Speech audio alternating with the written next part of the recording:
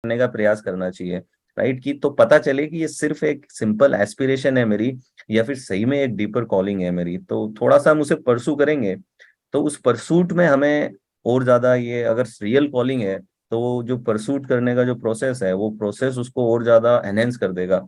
And then you will realise कि I am made for this thing. So this is about the personal purpose, right. So the second question जिसपे बहुत बार हम सवाल में रहते हैं, और एक डिफिकल्ट क्वेश्चन भी है ये, और सदियों से लोगों ने इस सवाल को खोजने का प्रयास किया, that what is the purpose of life. कि लाइफ का क्या पर्पस है। पर्सनल पर्पस तो होते हैं, राइट। पर्सनल पर्पस तो is always there, it is visible. कई बार क्वेश्चन आता है कि is there any purpose of life, क्या लाइफ का पर्पस है क्या। ठीक है। तो इस पे थोड़ी गहरी बात करनी पड़ेगी। ठीक है। जी तो बिल्कुल। हाँ, तो कभी वक्त लगता तो रहेगा, नहीं है, लेकिन जी जी बिल्कुल। तो इस पे डिटेल में बात करेंगे। लेकिन अगर आपको पढ़ना हो तो मैंने इस पे एक ब्लॉग लिखा है। ठीक है। डू वी हैव, लाइफ का जी पर्पस होता है कि नहीं होता है। और इसको एक बड़े कॉन्टेक्स्ट में, लाइफ को सिर्फ ह्यूमन लाइफ ना मान करके, लाइफ को लाइफ मान के मैंने इस को टैकल करने का प्रयास किया है। तो मैं आप लोगों के साथ में ग्रुप में लिंक शेयर कर दूंगा ब्लॉग का। तो I think after reading that it will be very clear कि लाइफ का पर्पस है कि नहीं है। क्योंकि कई बार हम लोग ह्यूमन, कई बार एरोगेंट हैं, वो लाइफ का मतलब ह्यूमन लाइफ ही समझते हैं। तो जब हम लाइफ ले रहे हैं तो हमें एक मस्कीटो को भी इंक्लूड करना पड़ेगा, एक हनी बी को भी इंक्लूड करना पड़ेगा, एक फिश, एक बटरफ्लाई को भी इंक्लूड करना पड़ेगा, एक स्क्विरल, एक रेट, एक बर्ड को भी इंक्लूड करना पड़ेगा, वेल्स को भी इंक्लूड करना पड़ेगा, टाइगर्स, डियर्स, एलिफेंट्स को भी इंक्लूड करना पड़ेगा, और खुद को भी करना पड़ेगा। So you have to, we have to see life in its real context, not just human context, right. So जब पूरी लाइफ के कॉन्टेक्स्ट को देखते हैं, सभी लाइफ फॉर्म्स के कॉन्टेक्स्ट को देखते हैं, तो फिर कुछ चीजें उभर के आती हैं जो कि प्रतीत होती हैं कि पर्पस हो सकता है। ऐसा ऐसा डिल्यूजन, ऐसा लगता है, ऊपर ऊपर से देखने में ऐसा लगता है कि पर्पस हो सकता है। कि जैसे डाइवर्सिटी एक पर्पस लगती है, कि जहाँ पे भी लाइफ है वो डाइवर्स है। तो आप नेचर में देखें तो चाहे वो वाटर लाइफ है, चाहे वो और कोई लाइफ है, डाइवर्सिटी को सीख कर रही है। तो लाइफ की एक टेंडेंसी है that life is always moving towards diversity. कि जहाँ पे भी जीवन है वहां पे बहुत सारी डाइवर्सिटीज हैं। तो मस्कीटोज हैं तो बहुत सारी ब्रीड्स दिखेंगी, फिशेज हैं तो बहुत सारी ब्रीड्स दिखेंगी, एनिमल किंगडम में बहुत सारी ब्रीड्स दिखेंगी, बर्ड्स में बहुत सारी ब्रीड्स दिखेंगी, स्पीशीज दिखेंगी। तो एक जो लगता है कि जो प्रतीत होता है कि diversity is tendency of life, की लाइफ की एक टेंडेंसी दिखती है, डाइवर्सिटी है। Then reproduction, reproduction is a tendency in life, because every life form that exists on the planet reproduces.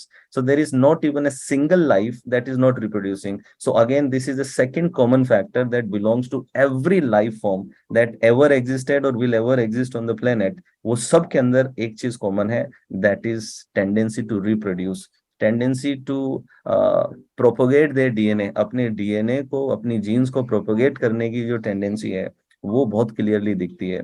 फिर सरवाइव करने की टेंडेंसी बहुत clear.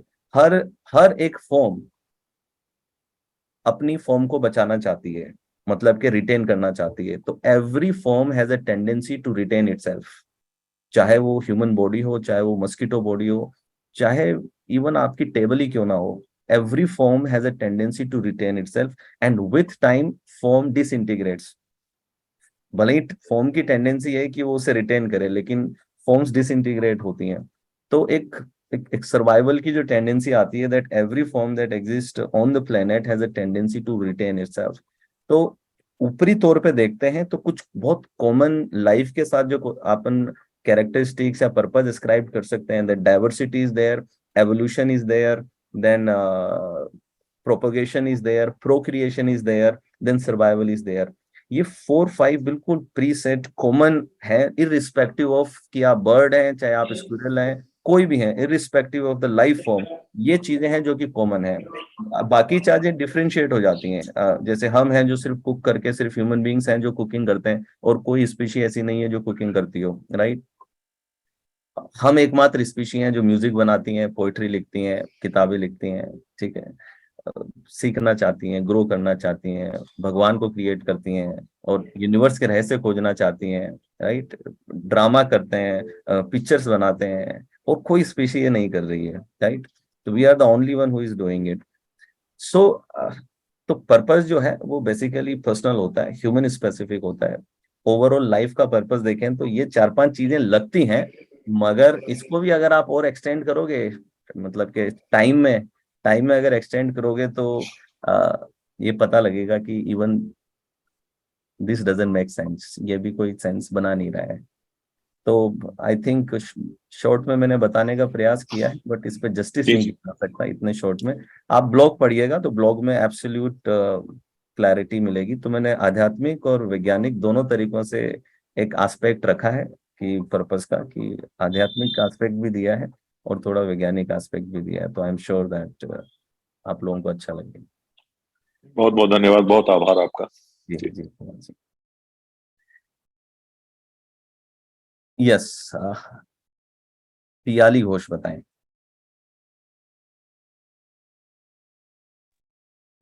Yes sir, good evening sir. जी सर मेरा तो बहुत सारा प्रॉब्लम है, पर एक मैं अभी बोलना चाहती हूँ कि जब भी मैं किसी चीज को कंसंट्रेट करना चाहती हूँ, जैसे आपका जो लेक्चर सुन रही हूँ या कोई किताब पढ़ रही हूँ, तब मेरा मतलब अपना सेल्फ जो टॉकिंग वो चलता रहता है। तो थोड़ी देर के लिए मैं कंसर्स हो जाती हूँ, फिर मैं कंसंट्रेट कर पाती हूँ, पर उस टाइम में मेरा गैप आ जाता है और इसीलिए बहुत डिस्ट्रक्शन होता है। तो इसको कैसे, काल का वो आएगा, प्रोसेस में करे या दूसरा? फोकस की क्लास में आएगा ये, ठीक है। ओके। कंसंट्रेशन वाला जो भी आप लोगों को है वो फोकस वाली क्लास में, it will come under focus class. Okay. Yes, Akshay Kadam बताएं। हाँ, थैंक यू सर। सर मेरा ये क्वेश्चन बिलीफ के ऊपर है। लाइक मेरा स्ट्रॉन्ग बिलीफ है, जो भी करना है वो मुझे ही करना है। मेरे कोई प्रॉब्लम है मैं ही सॉल्व करूंगा, कोई आके सॉल्व नहीं करेगा। सो इन दैट केस मेरा और मेरे वाइफ के बीच में कंटिन्यूअसली कॉन्फ्लिक्ट चलता है। नहीं, आप कम से कम जाके बात तो करो, then you will find something. But मुझे होता ही नहीं है, नहीं होता है मुझे आके किसी से बात करना। बट अभी मे भी आप बोलोगे ये कॉन्फ्लिक्ट है, मैं आपसे बात कर रहा हूँ, मेरे प्रॉब्लम्स मैं आपसे शेयर कर रहा हूँ। और सेकंड थिंग ये है कि जज करना अच्छा है या नहीं अच्छा है। लाइक फॉर एग्जांपल मैं किसी से बात कर रहा हूँ, कोई मुझे शेयर कर रहा है कि बाबा Akshay this is my salary और मेरा ये है, तो मैं वो कैलकुलेट नहीं करता। बट मैं किसी से मेरे कोई शेयर कर रहा हूँ, सो बंदे फटाफट जजमेंट ले लेते हैं, कैलकुलेशन करना चालू करते हैं। सो this is what my, please guide me on this, thank you. देखिए, ये बिलीफ होने में कोई बुरी बात नहीं है कि मेरी प्रॉब्लम्स को मैं ही सॉल्व करूंगा, ठीक है। बट सिर्फ ये रखना कि मेरी प्रॉब्लम सिर्फ मैं ही सॉल्व कर सकता हूँ, ये गलत बात है। हम एक सोशल बीइंग है, हम सोसाइटी में रहते हैं, राइट। तो कई बार हमें सपोर्ट की जरूरत पड़ती है, कि जरूरी नहीं कि हर चीज को हम अकेले सॉल्व कर पाएंगे। तो मे भी कभी कोई मेंटर की जरूरत है, कभी शायद माता पिता की एक शाबाशी की जरूरत है, कभी आसपास फैमिली के एनकरेजमेंट की जरूरत पड़ सकती है हमें, राइट। तो ये रखना कोई बुरी बात नहीं है कि I am going to solve my problem, but there is nothing wrong in taking asking for support. Okay, this is basically a problem of asking that there are so many people जो किसी और को अगर मदद की जरूरत है तो फटाफट पहुंच जाएंगे मदद करने के लिए, लेकिन जब खुद को प्रॉब्लम है तो किसी को बताना नहीं चाहते। So they can not ask for favour, right. There are so many, वो भाईजान है ना कि एक एहसान करना, मुझ पे कोई एहसान ना करना, ठीक है। तो कई बार वो स्थिति रहती है कि, but this this is basically blockage in receptiveness, कि जब आप किसी से फेवर नहीं मांग पाते हैं, इसका मतलब आपकी रिसेप्टिविटी में ब्लॉकेज है। You are not a receptive person, right. So there is nothing wrong, ऐसा ऐसा कुछ भी नहीं है कि आप किसी से फेवर मांग लें। And if you ask for support, there is nothing wrong in that. और लाइफ में हमेशा गिविंग और रिसीविंग दोनों का बैलेंस बना के चलना बहुत जरूरी है। अगर आप अपने आप को सिर्फ एक गिवर मानते हो तो आपकी गिव करने की कैपेसिटी खत्म हो जाएगी, राइट। तो इट्स अ बैलेंस, जो कि रिसीविंग और गिविंग एक बैलेंस है, जो दोनों साथ साथ में चलने चाहिए, राइट। और आई थिंक जीवन के हर पल में हम इसी इसी प्रिंसिपल को जी रहे हैं। Every moment we are living with this principle only. In fact life is possible only because of this principle, right. If you inhale, right, मैंने शायद फाउंडेशन में भी आप लोगों को कराया था, राइट, कि अगर आप इनहेल करें, इनहेल इज रिसीविंग, तो अगर आप सिर्फ रिसीव ही करते जाएंगे, इनहेल ही करते जाएंगे, तो जो सांस आपको जीवन दे रही है वही सांस आपको सफोकेट कर देगी, जान ले लेगी आपकी। तो आपने रिसीव कर लिया है तो then you have to give back as well, आपको वापस देना भी है, राइट। अब अगर एक्सेल ही करते रहोगे तो फिर क्या होगा, सिर्फ देते ही रहोगे तो फिर क्या होगा, एक्सेलेशन चल रहा है बस, एक पॉइंट पे आकर के यही एक्सेलेशन आपकी जान ले लेगा, क्योंकि there has to be a complete balance between receiving and giving. ठीक है, तो कुछ लोगों का गिविंग में ब्लॉकेज है, वो रिसीव सब कर लेते हैं, लेकिन जब बात गिविंग की आती है तो दूर हो जाते हैं। 50 लोगों से उधार मांग लेंगे, लेकिन जब कोई दोस्त उधार मांगने आ गया तो तुरंत भाई है ही नहीं मेरे पास में, तो जब चुकाने की बारी आई तब भी भाई मेरे से ना मिलो, मेरे को ना फोन करो। तो कई लोगों का गिविंग में ब्लॉकेज है। तो एटलीस्ट ये तो है कि आपका रिसीविंग में ब्लॉकेज है, गिविंग में तो नहीं है। गिविंग वाला ब्लॉकेज तो और भी बुरा होता है। ठीक है, दूसरी चीज, बात जहां तक जजमेंट की रही, व्हाई ह्यूमन बीइंग जज, आखिर ये फिनोमेना ही क्यों है। हम अपने आइडियलिज्म के अंदर, फिलोसफी के अंदर कितना ही कहते हैं, डोंट जज the book by its cover, but 99% of the population जज book by its cover, right. पढ़ के बुक को पहचानने का समय किसके पास है आज की डेट में। ठीक है, so generally who do the judgement, judging कौन करता है। ठीक है, पीपल पीपल जज because they are lazy in thinking, क्योंकि जज में थिंकिंग नहीं लगती है। क्रिटिकल थिंकिंग करोगे तो आपको एफर्ट लगता है, जजमेंट में क्या लगता है, किसी को थोड़ा बहुत देखा, जज कर दिया, लेबल कर दिया। तो जज करने में प्रोसेस नहीं है, शॉर्टकट है जज करना। ठीक है, तो most of the people, they are lazy in thinking, that's why they immediately see somebody or listen somebody and they're going to judge. People judge, but it's not a right practice. ये कोई सही practice नहीं है, right, कि आप लोगों को जज करें। और ज्यादातर अगर फियर ऑफ जजमेंट दूर करना है तो सबसे पहले खुद जज करना बंद कर दो, स्टॉप जजिंग अदर्स। क्योंकि जनरली जो इंसान खुद जज कर रहा होता है लोगों को, उसे खुद डर आ जाता है जजमेंट का। उसे लगने लगता है कि पूरी दुनिया मुझे जज कर रही है क्योंकि मैं जज करता हूं। आप लोगों के मन में क्या चल रहा है ये आप कैसे जानते हैं, आप मिररिंग से जानते हैं। ठीक है, या तो आपके पास में रोज ऐसे एग्जांपल्स आते हैं, जैसे कोचिंग में हमारे पास इतने सारे एग्जांपल्स आते हैं कि हमें एक्सटर्नल इनपुट्स मिलते हैं लोगों से। एक आम इंसान जिसके पास बहुत सारे लोग नहीं आ रहे हैं, वो दुनिया को जिस भी तरीके से जान रहा है, वो जो अंदर महसूस कर रहा है उसी को तो प्रोजेक्ट कर रहा है। ठीक है, तो खुद कम से कम जज करें, और खुद अगर आप जज करना कम करेंगे तो स्लोली एंड ग्रेजुअली आप देखेंगे कि लोग भी आपको जज करना बंद कर देंगे। क्योंकि जनरली क्या होता है कि आप में जजमेंट का डर होता है तो लोग और जज करते हैं, राइट। तो आज सलमान खान इतना एटीट्यूड में रहता है, राइट, कि जो वो चलता है तो आप देखते हैं कि डोंट केयर एटीट्यूड है। डोंट केयर मतलब क्या है कि उसकी फिजियोलॉजी में ये क्लियरली, उसके फेशियल एक्सप्रेशन और उसकी फिजियोलॉजी में ये क्लियरली दिख रहा है, वो कह रहा है कि मुझे कोई फर्क नहीं पड़ता कि कोई मेरे बारे में क्या सोचता है। इसे ही आप एटीट्यूड बोल देते हैं। ठीक है, चलिए अब आज की क्लास पे आ जाते हैं, सवाल जवाबों के सिलसिले चलते रहेंगे।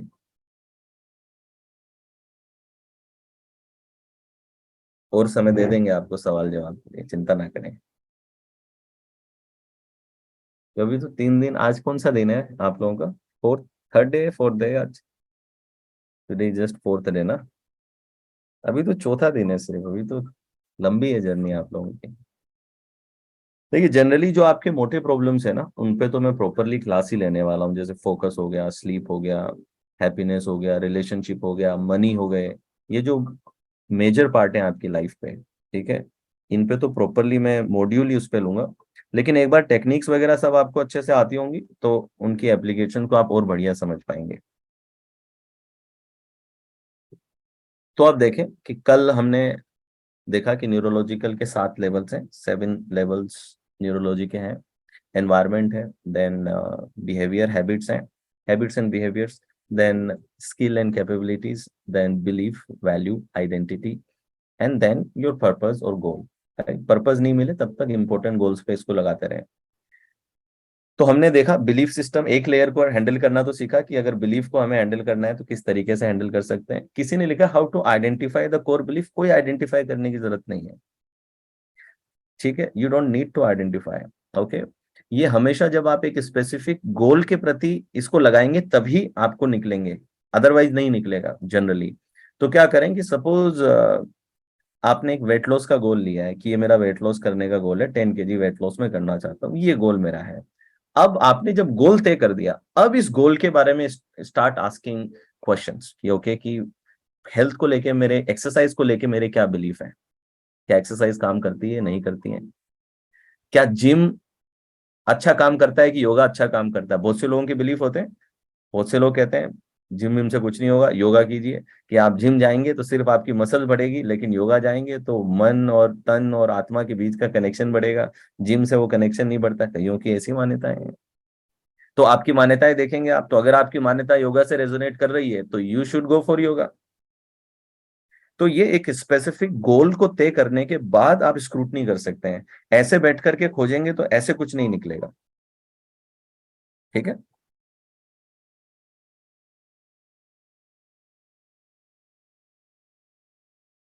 तो बढ़ जाएं आगे, वैल्यू पे आ जाते हैं। तो आज थोड़ा सा अपने आप को गहरे पे जानने का प्रयास करते हैं और देखते हैं कि क्या हमने अपने जीवन को ऐसा बनाया जो हमारी वैल्यूज से मैच करता हुआ। क्योंकि देखिए कि जो हमारी एस्पिरेशंस हैं, हमारे एस्पिरेशंस कई बार हमारी जिस कल्चर में हम पैदा हुए होते हैं उस कल्चर से इन्फ्लुएंस हो जाते हैं, हमारे आसपास के लोगों से इन्फ्लुएंस हो जाते हैं, हमारे जीवन के सिग्निफिकेंट लोगों से इन्फ्लुएंस हो जाते हैं। अगर हम सोच के देखें कि अगर आपका जन्म आज नहीं हुआ होता, आज से 500 साल पहले हुआ होता, तो क्या आपके वही एस्पिरेशंस होते जो आज हैं?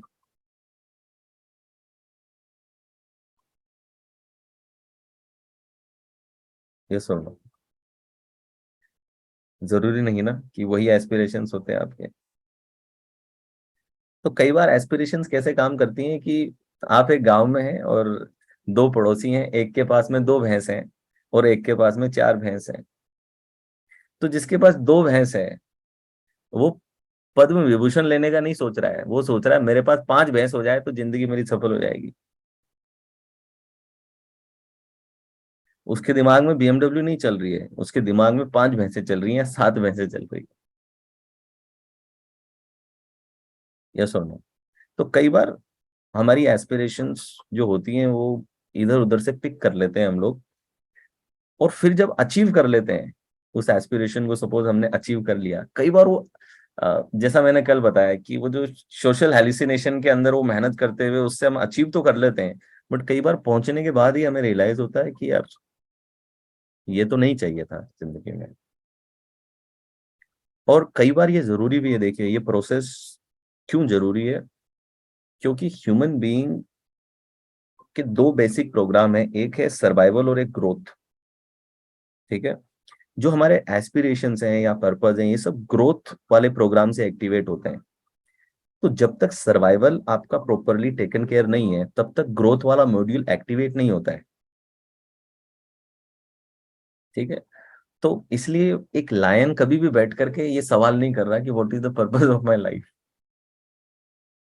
ठीक है। क्योंकि उसको पता है कि अभी रेस्ट का टाइम है, डाइजेस्ट करने का टाइम है, शाम को भाग के वापस शिकार करना है और फिर उसको पचाना है। उसकी बॉडी का मैकेनिज्म ऐसा है कि वो और कुछ कर नहीं सकता, क्योंकि वो कच्चा खाना खाता है और उसका जो मैकेनिज्म है, उसको पचाने का जो मैकेनिज्म है, वो बहुत समय तक उसे सिर्फ पचाना है। ये तो हमने कुकिंग सीख ली। Cooking is one of the most और one of the greatest invention by human species, जिसकी वजह से आज हम इतना बड़ा आगे बढ़े हैं। It is because of the,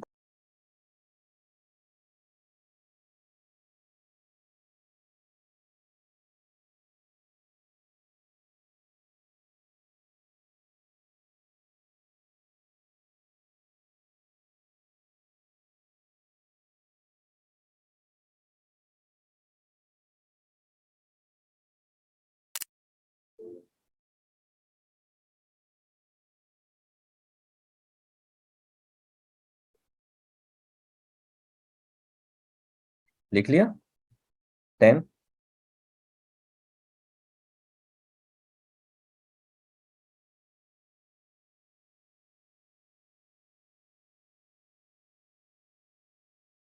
done, 10 आ गई है रेंडमली। भले ही सीक्वेंसिंग नहीं पता लग रही कि इसमें पहली कौन सी है, बाद वाली कौन सी है, सेकंड कौन सी है, ये नहीं पता लग रहा, बट रेंडमली 10 लिख लें बस। 3 मिनट मोर, ठीक है दिव्यांग जी।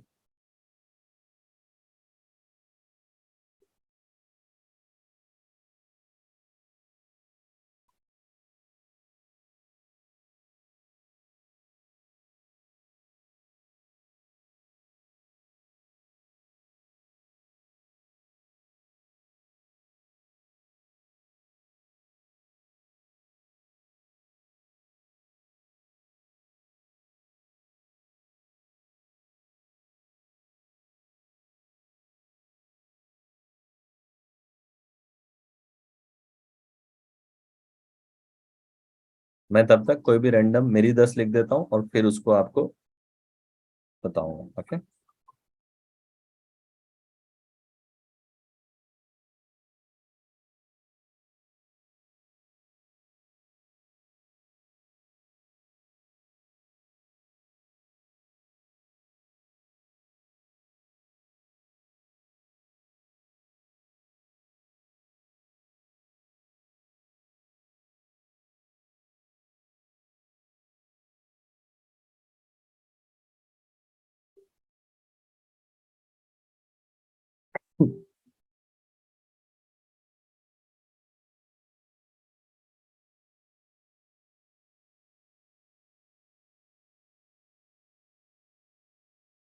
Yes it's okay, not problem.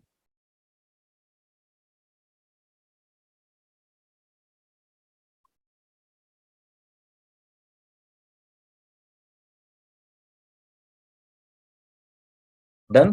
तो अब चलिए, अब सभी लोग प्रोसेस पे ध्यान देंगे।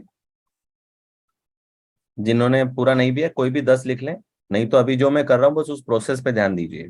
ओके, जिनका 10 की लिस्ट आ गई है वो मेरे साथ में कीजिए इसको।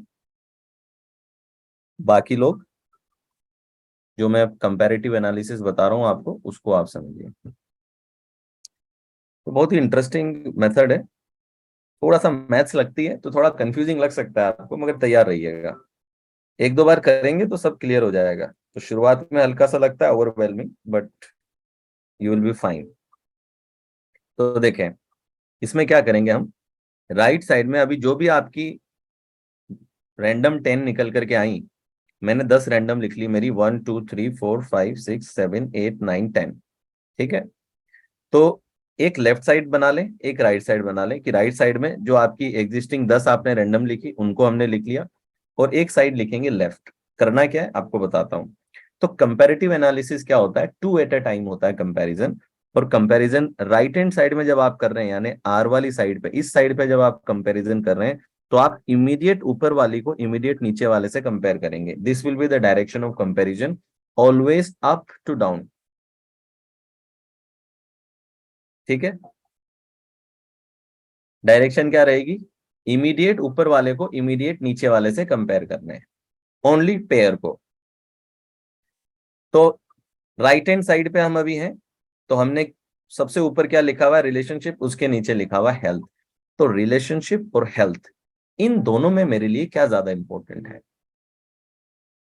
दोनों में से एक ही अगर फाइनली चूज करना हो तो क्या आप चूज करेंगे। इस तरीके से हमें कंपैरिजन करना है। तो फॉर एग्जांपल मुझे देखते जाए, रिलेशनशिप और हेल्थ दोनों में से अगर कोई चीज मेरे लिए ज्यादा इंपॉर्टेंस रखती है तो मैं कहूंगा रिलेशनशिप।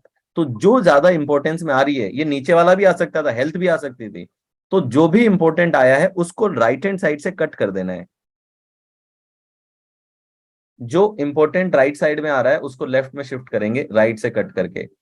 तो मैंने रिलेशनशिप और हेल्थ को कंपेयर किया, इन दोनों में मेरे लिए ज्यादा इंपॉर्टेंस रखती है रिश्ते।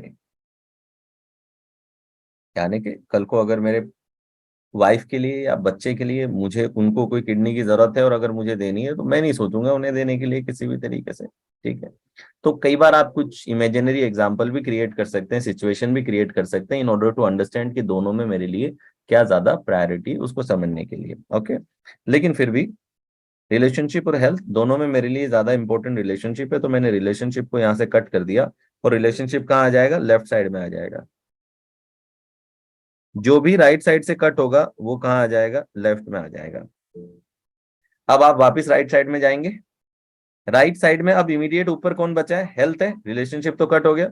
इमीडिएट ऊपर वाले को अप टू डाउन कंपैरिजन होता है यहाँ पे, तो इमीडिएट ऊपर है हेल्थ, हेल्थ को किससे करेंगे, ग्रोथ से। हेल्थ के इमीडिएट नीचे क्या है, ग्रोथ है। अब इन दोनों में सवाल पूछेंगे कि हेल्थ और ग्रोथ में मेरे लिए क्या ज्यादा इंपॉर्टेंट है, तो मेरे लिए ग्रोथ ज्यादा इंपॉर्टेंट है। अब यहाँ पे देखें, सबका अपना अपना आ सकता है, यहाँ पे अपने बिलीफ ना डालिएगा कि सर ये कैसे, हेल्थ ज्यादा होनी चाहिए, होनी चाहिए तो आप रखें, ठीक है। तो किसी की भी वैल्यू पे जजमेंट आपको नहीं देना, आपको अपनी वैल्यूज के साथ में अलाइनमेंट देखना है बस, ओके। तो क्या होना चाहिए क्या नहीं होना चाहिए उसमें नहीं, वो बिलीफ हो जाएगा आपका। यहाँ पे हमें क्या इंपॉर्टेंट है उस पर देखना है। तो मेरे लिए हेल्थ और ग्रोथ के अंदर ग्रोथ इज मोर इंपॉर्टेंट, तो ग्रोथ कट हो जाएगी यहां से, और ग्रोथ कहाँ आ जाएगी, इधर आ जाएगी। अब देखिए एक और स्टेप आ जाएगा लेफ्ट साइड में, क्योंकि अब दो हो चुके हैं तो लेफ्ट साइड में भी कंपैरिजन होगा। लेफ्ट साइड में कंपैरिजन की डायरेक्शन है बॉटम टू अप, नीचे वाले को ऊपर वाले से कंपेयर करना है, ठीक है। आकृति, इट इज नॉट पॉसिबल कि आप डिसाइड नहीं कर सकते, दोनों में से एक ही चूज करना है, ऑप्शन ही नहीं है। तो देखें जरा कौन सा चूज करेंगे आप, ठीक है, कोई ऑप्शन नहीं, एक ही चूज करना है। फिर पूछें कि एक ही अगर करना है तो क्या चूज करूंगा।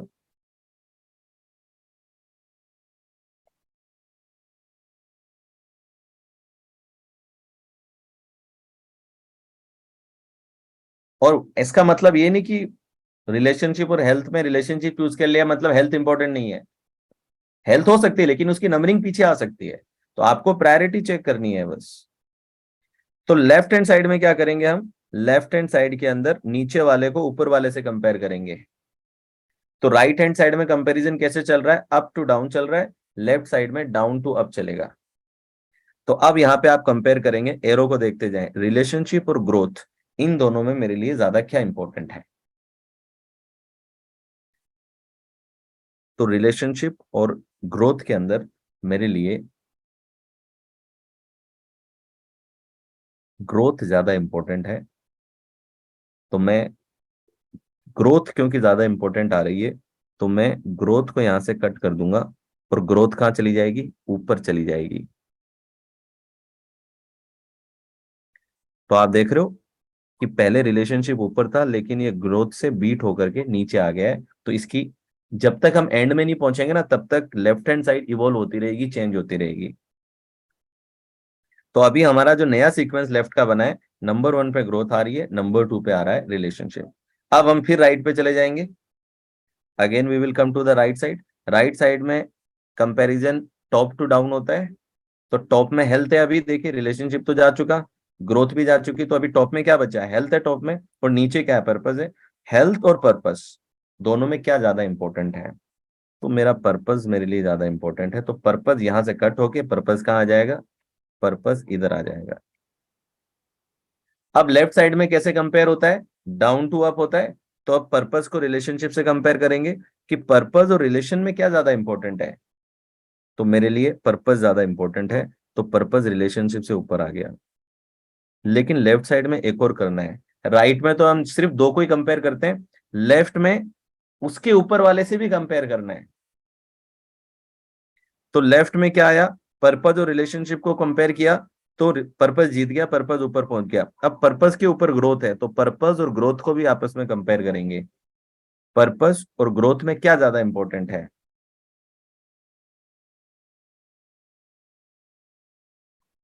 ठीक है, तो पर्पस और ग्रोथ में मेरे लिए पर्पस ज्यादा इंपॉर्टेंट है, तो मैं पर्पस को ऊपर ला दूंगा। आलोक जी, यहाँ पे कोई आपका बिलीफ सिस्टम मत डालिए कि हेल्थ के बिना ये नहीं हो सकता वो नहीं हो सकता, कुछ नहीं, ये आपके लिए अगर ऐसा है तो हेल्थ को नंबर 1 पे डाल दीजिए आप, ठीक है। मैंने पहले ही कहा आप अपना कोई कॉन्सेप्ट यहाँ पे ना लगाएं, आप सिर्फ दो को कंपेयर करें और क्या आपके लिए ज्यादा इंपॉर्टेंट है लाइफ के अंदर उसको ऊपर रख दें, ठीक है। मेरे लिए क्यों पर्पस ऊपर है, क्योंकि मेरे लिए वैल्यू में पर्पस ऊपर है, इस वजह से मैं अगर बीमार हूं, बहुत पेन में हूं, कुछ भी इशू है, मैं अपना प्रोग्राम कैंसिल नहीं करता, मैं अपना प्रोग्राम करता रहता हूं, मैं ट्रेवलिंग करता रहता हूं, पेन हो तो भी, हेल्थ डिटेरियोरेट हो रही हो तो भी, क्योंकि मैं जब भी डिसीजन लेता हूं तो डिसीजन लेते समय मेरे लिए पहली प्रायोरिटी में अपने पर्पस को रखता हूं, हेल्थ को नहीं रखता हूं। ठीक है, तो ये कंप्लीटली मेरा वैल्यू सिस्टम है। आपका अलग हो सकता है, आपके अकॉर्डिंग अगर ऐसा है कि हेल्थ पहले आनी चाहिए तो आप पहले हेल्थ को रखिए। ठीक है, तो इसलिए इसमें कोई बिलीफ सिस्टम बीच में ना लाएं, सही गलत का आपका ज्ञान बीच में ना लाएं, सिर्फ दो वैल्यू को आपस में कंपेयर करें और आपके लिए क्या चीज प्रायोरिटी है उस प्रायोरिटी को तय करें। ठीक है, सो तो अब देखिए नया सीक्वेंस क्या बना, पर्पस रिलेशनशिप से कंपेयर हुआ तो पर्पस ऊपर चला गया, और पर्पस ग्रोथ से कंपेयर हुआ तो उससे भी ऊपर चला गया। तो अब पर्पस अब यहां से हट जाएगा, और जो हमारा नया सीक्वेंस है वो क्या है कि नंबर 1 पे पर्पस है, नंबर 2 पे ग्रोथ है, और नंबर 3 पे रिलेशनशिप है। क्लियर? राइट साइड में कुछ नहीं है, बस ऊपर वाले को नीचे से कंपेयर करना है, और जो ज्यादा इंपॉर्टेंट है उसको कट कर देना है और लेफ्ट में ले जाना है, बस दैट्स इट। तो अब वापिस राइट साइड में आ जाएं। राइट साइड में आप देखिए सेम प्रोसेस, राइट साइड में कोई कंफ्यूजन नहीं है। राइट में सिर्फ इमीडिएट ऊपर वाले को इमीडिएट नीचे वाले से कंपेयर करना है, और उन दोनों में से जो ज्यादा प्रायोरिटी में लगे उसको वहां से लेफ्ट से कट करके उसको राइट में डाल देना है। लेकिन राइट साइड में उसको अपने ऊपर वाले सभी से कंपेयर करना है। आप देखिए राइट में सभी नीचे वालों से कंपेयर नहीं कर रहे हैं हम, राइट में सिर्फ इमीडिएट नीचे वाले से कंपेयर कर रहे हैं। लेकिन लेफ्ट में क्या करना है, डाउन टू अप। एरो को देखें, एरो जो बना रखा है मैंने, लेफ्ट में कंपैरिजन क्या हो रहा है, डाउन टू अप हो रहा है। ठीक है,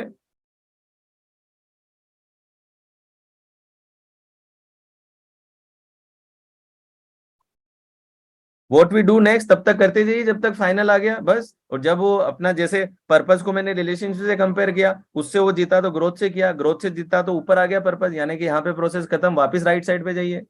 जब लेफ्ट वाला काम हो गया तो वापस राइट में जाना है, राइट वाला काम हो गया वापस लेफ्ट में आना है। ठीक है,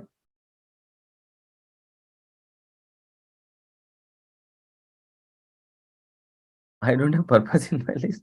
जी नहीं, आप अपनी वैल्यू लिखें, ये तो मैंने अपनी वैल्यू लिखी है। ठीक है,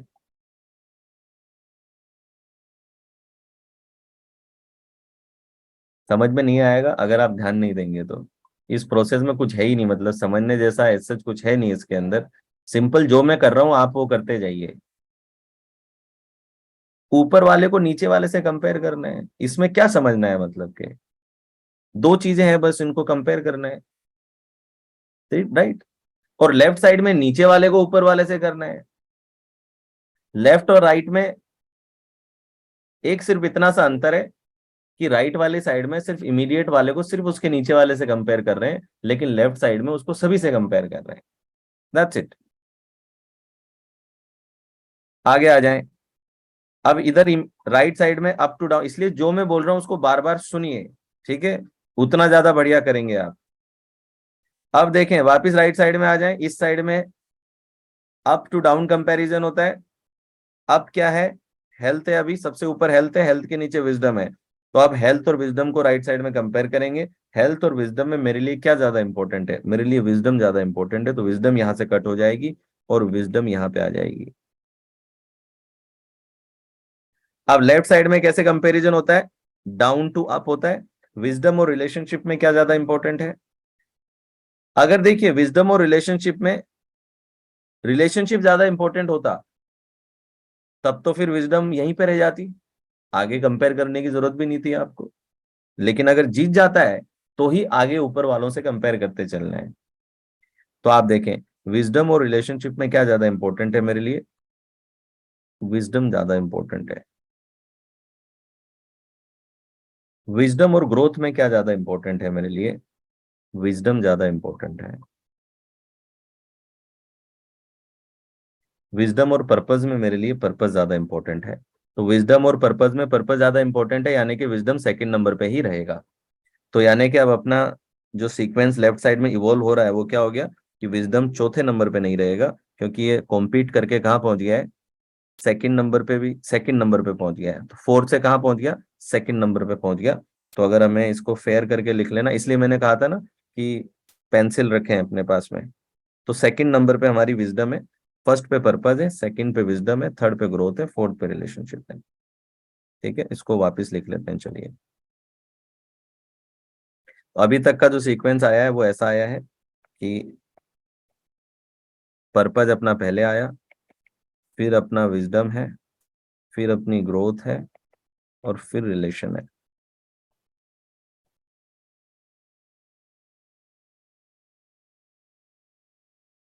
डन। अब आ जाएंगे वापस राइट साइड पे, फिर से आ जाएंगे। तो राइट साइड में देखा हमने, हेल्थ अभी भी सबसे ऊपर है, नीचे स्पिरिचुअलिटी है। हेल्थ और आध्यात्म, इन दोनों में क्या ज्यादा इंपॉर्टेंट है? तो मेरे लिए हेल्थ ज्यादा इंपॉर्टेंट है इसमें। तो मैं हेल्थ को यहाँ से कट कर दूंगा, I will cut health from here, क्योंकि हेल्थ ज्यादा इंपॉर्टेंट है। तो हेल्थ कट होकर के यहाँ आ जाएगी। अब हेल्थ को इधर अपने को कंपेयर करना है रिलेशन से। हेल्थ और रिलेशन में क्या ज्यादा इंपॉर्टेंट है? हेल्थ, रिलेशनशिप ज्यादा इंपॉर्टेंट है, ये हम पहले भी कर चुके थे।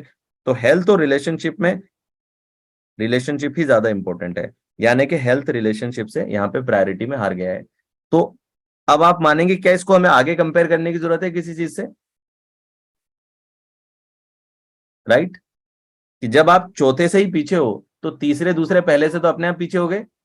तो अब आगे कंपेयर करने की जरूरत ही नहीं है आपको, क्योंकि अगर ये रिलेशनशिप से हार गया मतलब ग्रोथ विजडम से तो ऑलरेडी हारा हुआ ही है। तो यानी कि हेल्थ यही रहेगा, इसकी यही पोजीशन आ गई।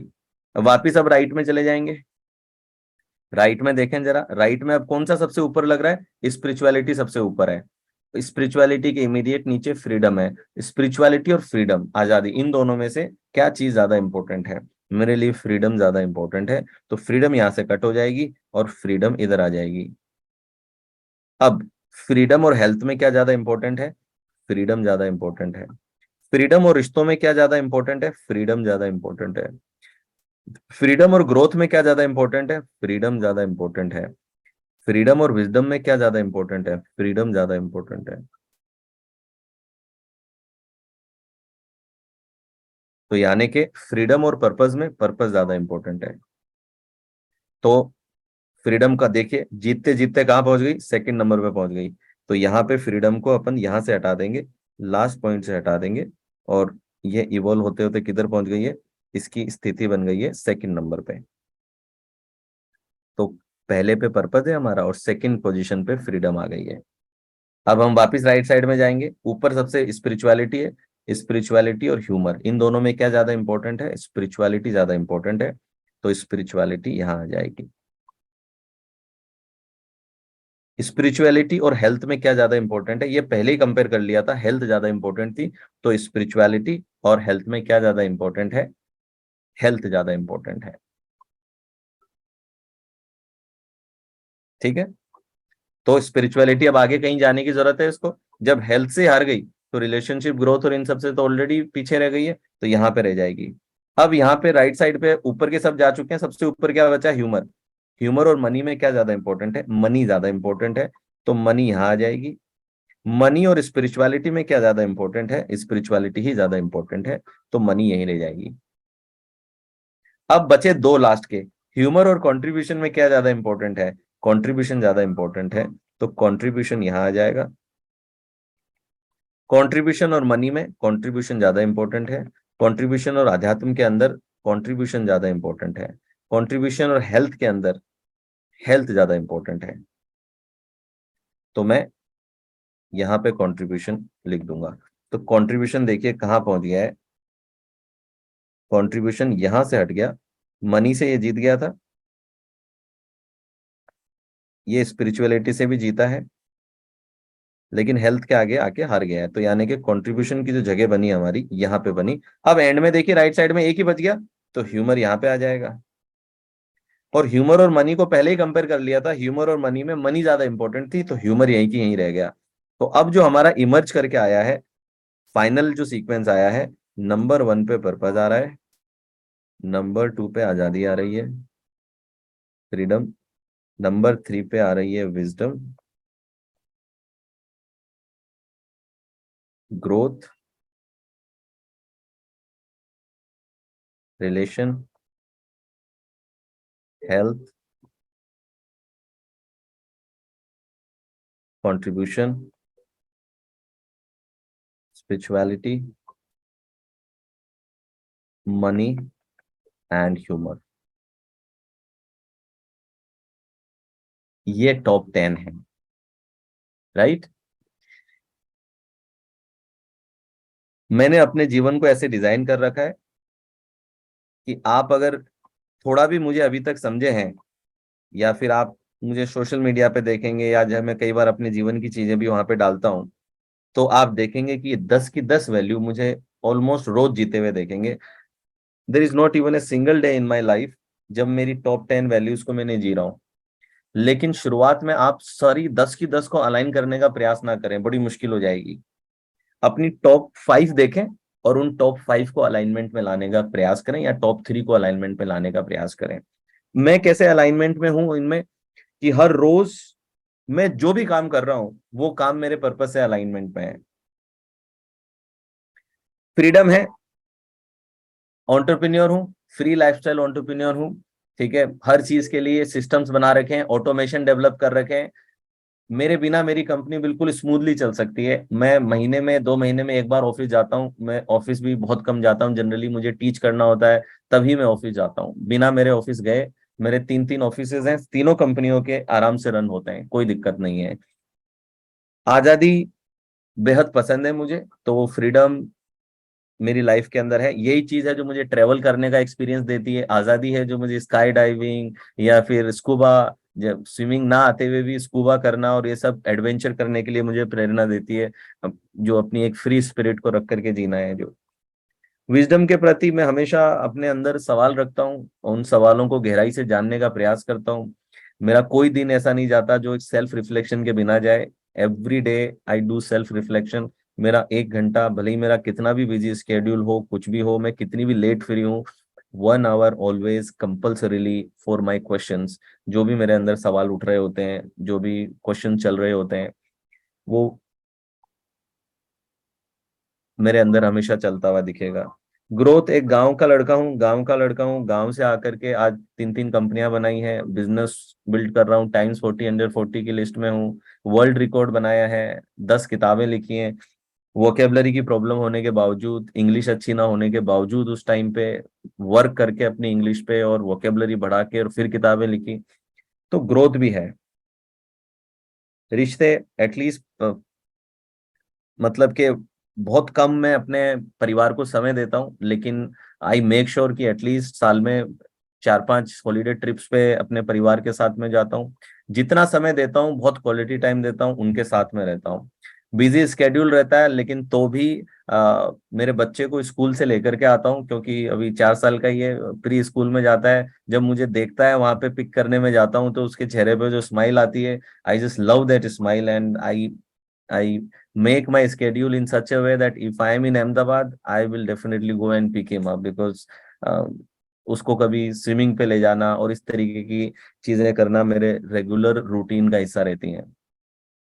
हेल्थ में देखिए, आप देखें, अब हेल्थ मेरी पर्सनल प्रायोरिटी में नीचे आ रही है, लेकिन क्योंकि मेरे ग्रोथ और मेरे पर्पज से ये कनेक्टेड है, तो जब आपकी वैल्यू कोई नीचे आ रही है तो आप उसको अपने पर्पज से अगर कनेक्ट कर दें, तो मैं एक एडवांस लेवल योगा प्रैक्टिशनर हूँ, ओके। और वो इसलिए मैं करता हूँ क्योंकि जिस लेवल की एनर्जी मुझे चाहिए दिन भर काम करने के लिए, और जो मेंटल क्लैरिटी चाहिए, क्योंकि मैं बहुत सारे टॉपिक्स पे लेता हूँ, और आप मोस्टली देखेंगे कि मैं कोई पीपीटी वगैरह भी यूज नहीं करता ज्यादा, और बिना उन्हीं के मेरी बातें चलती है। तो उसके लिए बहुत डीपर लेवल ऑफ क्लैरिटी चाहिए, और आपकी फिजियोलॉजी भी स्ट्रांग रहना बहुत जरूरी है। चाहे आप कई बार 8 घंटे खड़े रहते हैं, कई बार 8 घंटे बैठे रहते हैं, तो उस चीज के लिए आपको अपने शरीर को तैयार करना जरूरी है।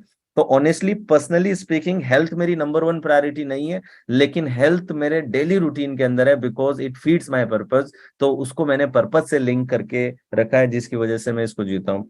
कंट्रीब्यूशन में 3 एनजीओ से जुड़ा हुआ हूँ। मेरा काम ही अपने आप में एक कंट्रीब्यूशन है। जो मैं काम कर रहा हूँ यही मेरे को कंट्रीब्यूशन करना आता है, लेकिन फिर भी मैं युवा अनस्टॉपेबल से जुड़ा हूँ, जिसमें मैं जो पुअर बच्चे होते हैं उनको फ्री में मेंटर करता हूँ, ठीक है। और जिसमें मंथली कुछ फिक्स आवर्स हैं जो हम युवा अनस्टॉपेबल के उन बच्चों के लिए देते हैं। तो जैसे कोई मेड्स हैं जिनके बच्चे अच्छे पढ़ाई में हैं, तो पूरे अहमदाबाद से, कई बार गुजरात से, ऐसे युवा अनस्टॉपेबल 40-50 बच्चे मुझे देते हैं, जिनको मैं मेंटर करता हूँ और उनको मार्क्स लाने में, उनको फोकस करने में, इन सब के अंदर मदद करता हूँ। तो मेरे कई ऐसे स्टूडेंट रहे हैं जो गुजरात बोर्ड में टॉप किया है, 99% लेकर के आए हैं, जिसकी मम्मी आसपास के घरों में काम कर रही थी, कई बार उसको मम्मी तबीयत खराब हुई तो बच्ची को खुद जाना पड़ता था, ऐसी स्थितियों में भी बच्चे आए हैं। मेरा एक स्टूडेंट जीत त्रिवेदी है, उसने वर्ल्ड रिकॉर्ड बनाए, 7 वर्ल्ड रिकॉर्ड उसके नाम पे है।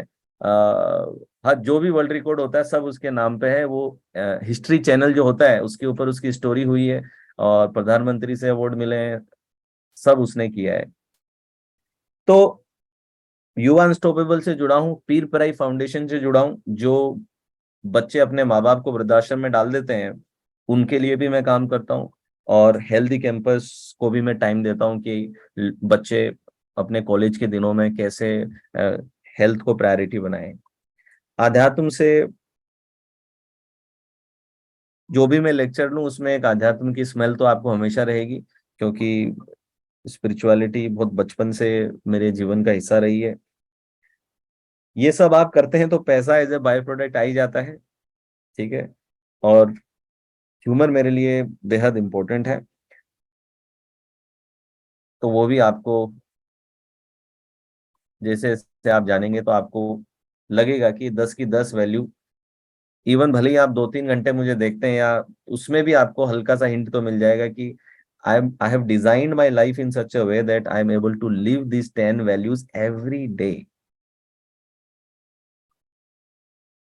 That's why I say, even if Shah Rukh Khan comes and tell me that I want to exchange life with you, I will clearly say no without any second thought.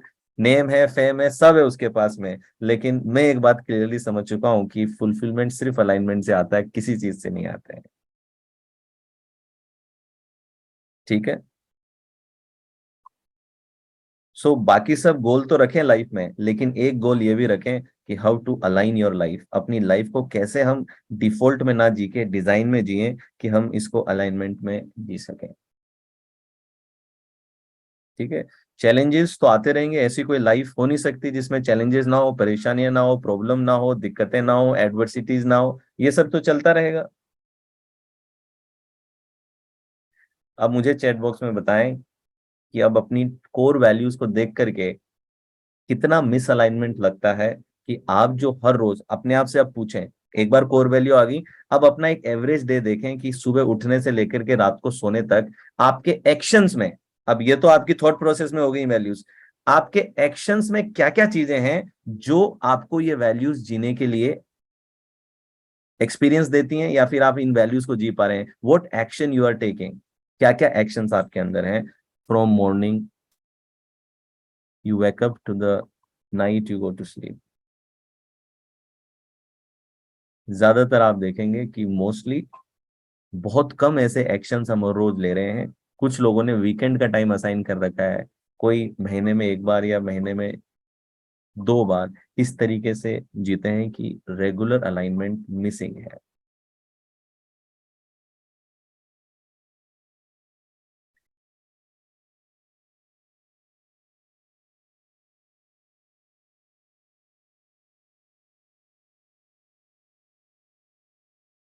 Clear है जी।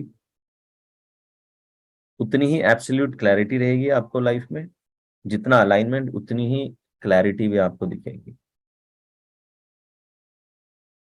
तो जिनको भी अब misalignment की स्थिति लग रही है वो क्या देखें, शुरुआत में एटलीस्ट 3 लें, अपनी 3 चीजें लाइए। जैसे सपोज क्रिएटिविटी है, आपकी वैल्यू में क्रिएटिविटी है, now ask yourself what you can do to live this value.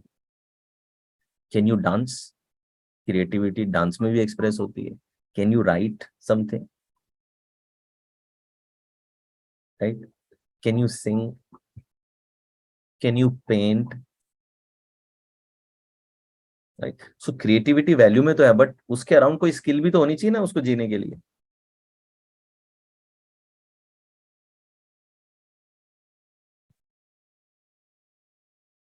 Done. If freedom is in your value, see, क्या आपकी वर्क लाइफ में आपके पास में फ्रीडम है?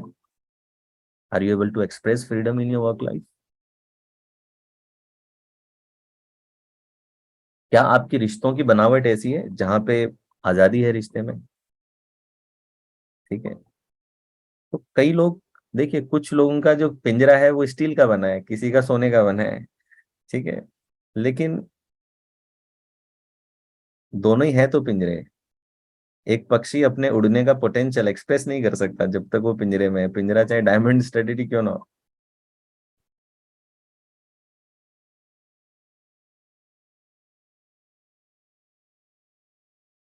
क्लियर जी। और देखिए ये तो मैंने अपने लिखे हैं, जरूरी नहीं कि आपके ही हो। पर्पस नहीं है, ठीक है, कोई दिक्कत नहीं, अभी जो वैल्यूज है उनके साथ अलाइनमेंट में रही है आलोक जी। इट्स नॉट नेसेसरी कि पर्पस होना जरूरी है आपका। आप अपनी कोर वैल्यूज देखें कि उनमें क्या आया है, उसके साथ अलाइनमेंट देखें। अगर उसमें हेल्थ है तो चेक योर रूटीन, मैं किस किस तरीके से अपनी हेल्थ की वैल्यू को जी रहा हूँ। क्या मैं वॉक करता हूँ? क्या मैं अपने सोने उठने का ध्यान रखता हूँ? क्या मैं अपनी डाइट में इसको एक्सप्रेस कर रहा हूँ? क्या हेल्थ की मेरी वैल्यू डाइट में एक्सप्रेस हो रही है, एक्सरसाइज में एक्सप्रेस हो रही है? क्या मैं पढ़ रहा हूँ न्यूट्रिशन पे या हेल्थ से रिलेटेड बहुत सारी चीजें पढ़ रहा हूँ मैं? क्या इसके बारे में जो ज्ञान ले रहा हूँ उसके जरिए भी कुछ अलाइनमेंट आ रहा है क्या?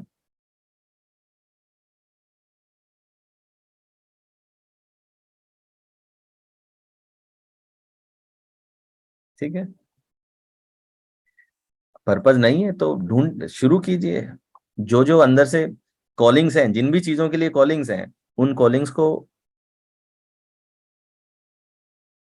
परसू करना शुरू कीजिए। उनको कॉलिंग ने रखिए, सिर्फ उन पे एक्शन लेना शुरू कीजिए, ताकि थोड़ा सा जब परसू करेंगे तो आइडिया लगेगा ना।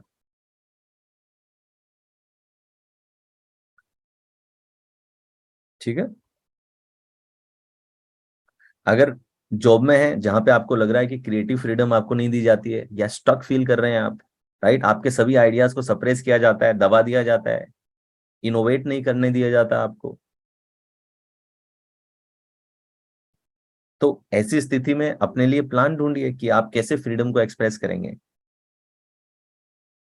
क्या अपनी ट्रेवलिंग की आदत में उसे आप एक्सप्रेस करेंगे, ट्रेवल करके, डिफरेंट एक्सपीरियंसेस लेकर के, एक्सप्लोर करके? क्या आप एक साइड हसल बिल्ड करेंगे slowly and gradually, so that आप उस वैल्यू को जी सकें? ध्यान देखिए, if you are consciously compromising on your value,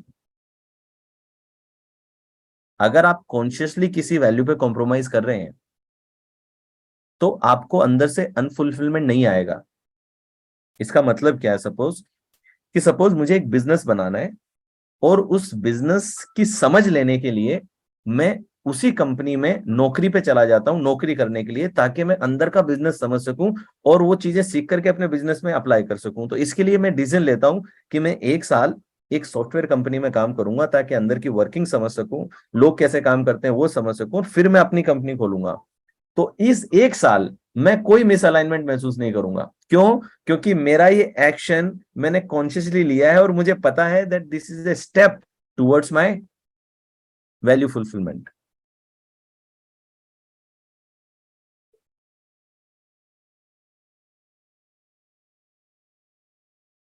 ठीक है,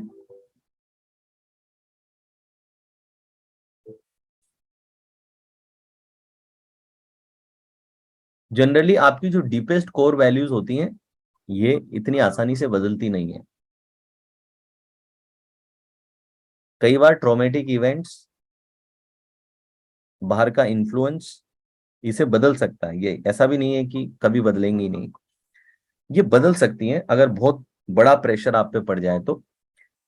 लेकिन फिर भी ये पूरी तरीके से तो खत्म नहीं होती हैं, आपकी कोर वैल्यू अंदर से थोड़ा दबाव तो बनाती हैं। तो जैसे कि सपोज एक लड़की की वैल्यू में इंडिपेंडेंस है, ठीक है, इसकी शादी हुई और इसने थोड़े दिन काम किया, बेबी हुआ, इसने बेबी को प्रायोरिटी दी, ठीक है, और नौकरी छोड़ दी। अब ये बेबी को आराम से बड़ा कर रही है।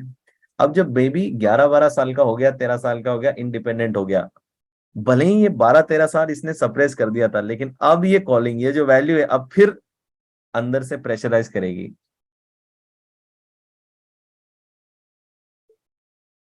तो आपकी जो डीप कोर वैल्यू होती है वो पूरी तरीके से जाती नहीं है, वो अंदर रहती है। कुछ समय के लिए आप उसे दबा सकते हैं, लेकिन वैसे नहीं, आप स्प्रिंग को दबाते हैं तो इसका मतलब ये नहीं कि स्प्रिंग का शेप चेंज हो गया है, उसको आपके प्रेशर को पोटेंशियल एनर्जी की फॉर्म में उसने स्टोर कर लिया है। जब इनफ प्रेशर बन जाएगा तो वो पोटेंशियल एनर्जी जो है अनलीश होगी, राइट, और स्प्रिंग वापस अपने शेप में आने का प्रयास करेगी।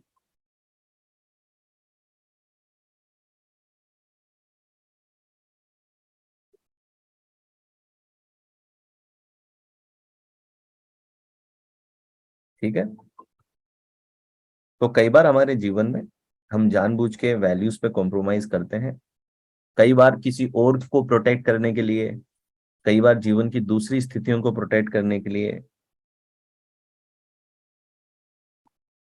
राइट। तो सपोज एक बच्चे की वैल्यू में इंडिपेंडेंस है, लेकिन उसके पिताजी का देहांत हो गया और उसके पिताजी की जगह पे उसको एक सरकारी नौकरी ऑफर की जा रही है।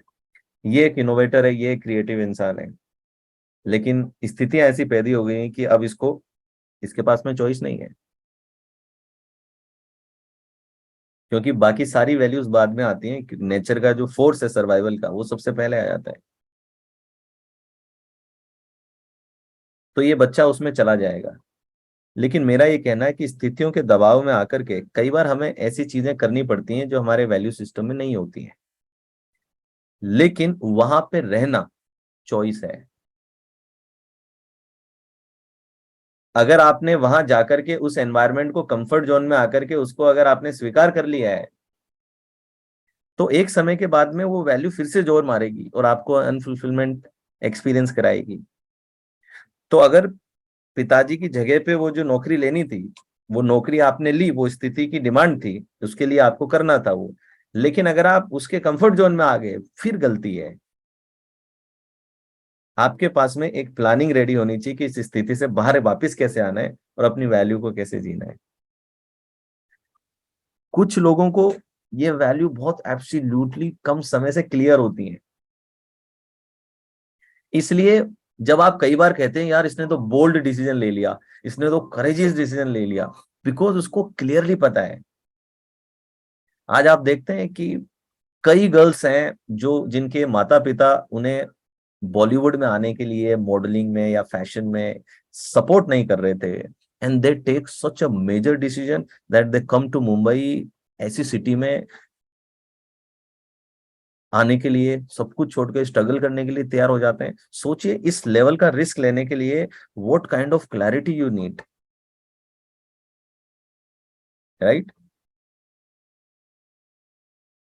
So many times your courage comes from your clarity. आपका करेज आपकी क्लैरिटी से पैदा होता है। डन, सेम पेज लिखें अगर बात समझ में आ गई है तो। इस एक्सरसाइज को आप सभी लोग अपने घर पे बैठ के आराम से करेंगे।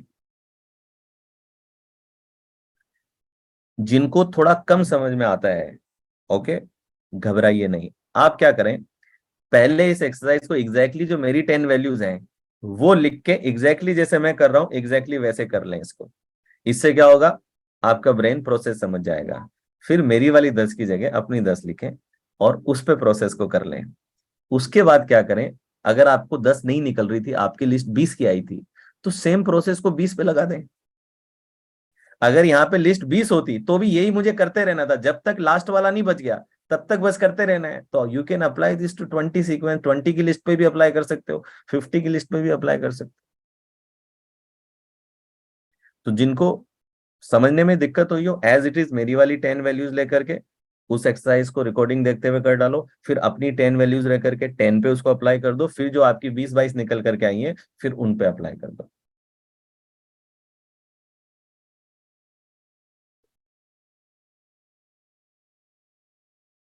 क्लियर।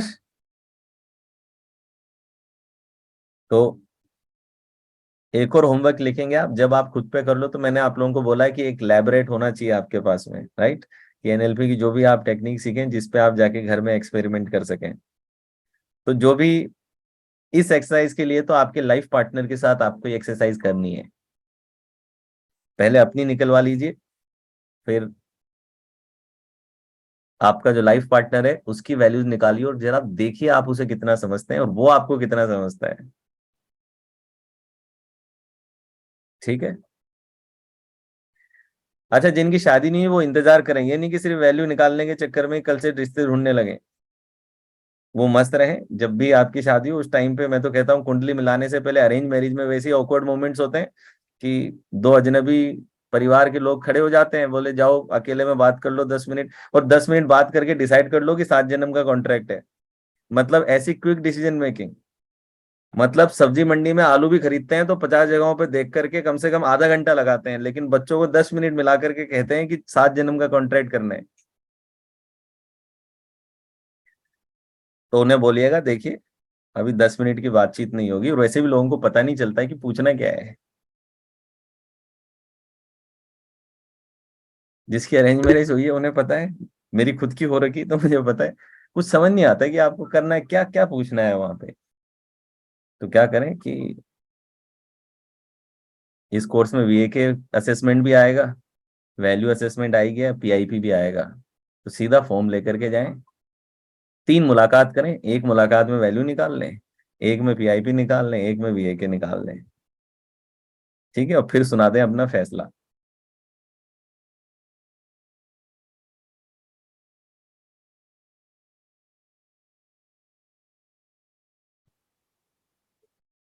और शादी गुण मिलने का कोई गेम नहीं है, देखिए। ठीक है, शादी गेम है कि आपको अपने पार्टनर की वीकनेस पता चल जाए कि इसकी क्या वीकनेस है, और आप अपने मन को बना लें कि इसके साथ जिंदगी भर रह सकता हूं क्या मैं।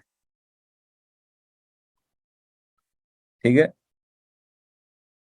You should ask this question कि ये मेरे पार्टनर के प्रॉब्लम्स हैं, ये इसकी दिक्कतें हैं। ठीक है, क्या लाइफ टाइम मैं तैयार हूं इन चीजों को झेलने के लिए। अगर आ जाती है यस, तो आपकी जिंदगी मजे में गुजरेगी, वरना जिंदगी भर प्रयास करते रहेंगे अपने पार्टनर को चेंज करने का। मतलब पार्टनर चेंज करने का नहीं, पार्टनर चेंज करने का, मतलब उसके बिहेवियर हैबिट्स को चेंज करने का।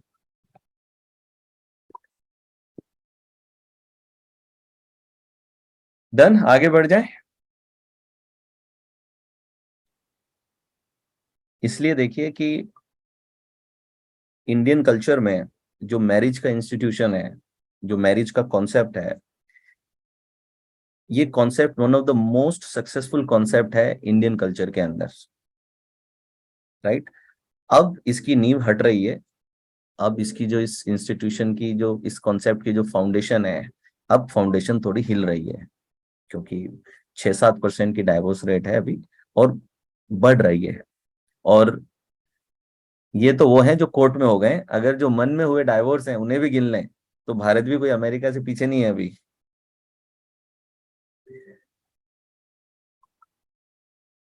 ठीक है, बहुत से हैं जो मन में होकर के रखें, लेकिन भारत में 2 परिवारों की शादी हो जाती है, समाज से शादी होती है, मतलब कि जो बहुत लोग इन्वॉल्व होते हैं। तो कोई समाज के डर से बैठा है, कोई बच्चों के डर से बैठा है, अलग अलग स्थितियां हैं। तो आप देखें कि पहले जो अरेंज मैरिज का कल्चर था, why that was a very relevant concept. ये थोड़ी एनएलपी की बात तो नहीं है, थोड़ी लाइफ की बात है। अगर आप कंफर्टेबल हैं तो कर लें इस पे बात, या आगे बढ़ जाएं टेक्निक पे, आपका इंटरेस्ट बनता है तो यस लिखें। अगर ज्यादा यस आती है तो मैं इस पे बात करता हूँ, क्योंकि ये टॉपिक से रिलेटेड, टॉपिक से तो रिलेटेड ही है, बट ठीक है चलिए। तो देखें कि हमारी कुछ फैमिली वैल्यूज होती हैं, हर परिवार की या हर कास्ट की कुछ वैल्यूज होती हैं जो बच्चे को बचपन से ही डाली जाती हैं।